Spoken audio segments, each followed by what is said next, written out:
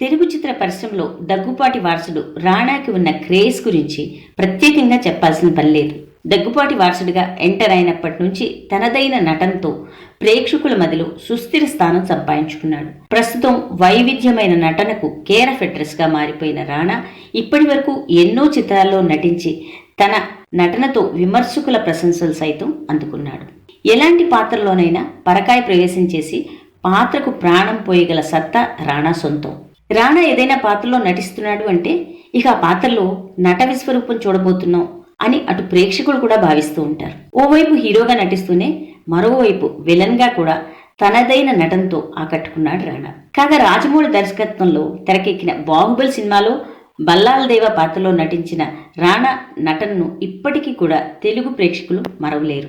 పాత్రలో పరకాయ ప్రవేశం చేసి ఏకంగా ప్రేక్షకులు కనీ విని ఎరగని రీతిలో క్రూరత్వాన్ని చూపించి అసలు సిసలు విలన్ అంటే ఇలాగే ఉండాలి అని నిరూపించుకున్నాడు. ఇక ప్రస్తుతం విరాట పర్వం అనే సినిమాలో నటిస్తున్న విషయం తెలిసిందే.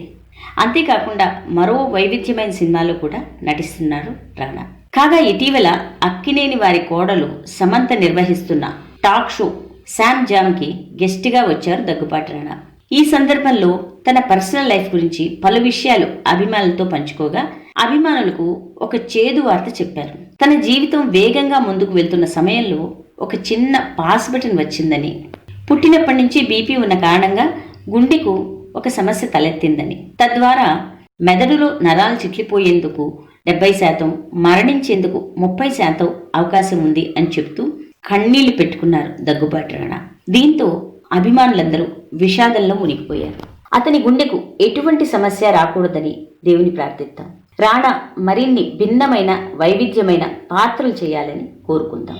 ఇటువంటి మరిన్ని లేటెస్ట్ అప్డేట్ కోసం ఐకాన్ మీడియా ఛానల్ సబ్స్క్రైబ్ చేసి నోటిఫికేషన్ కోసం బెల్ ఐకాన్ని ప్రెస్ చేయండి.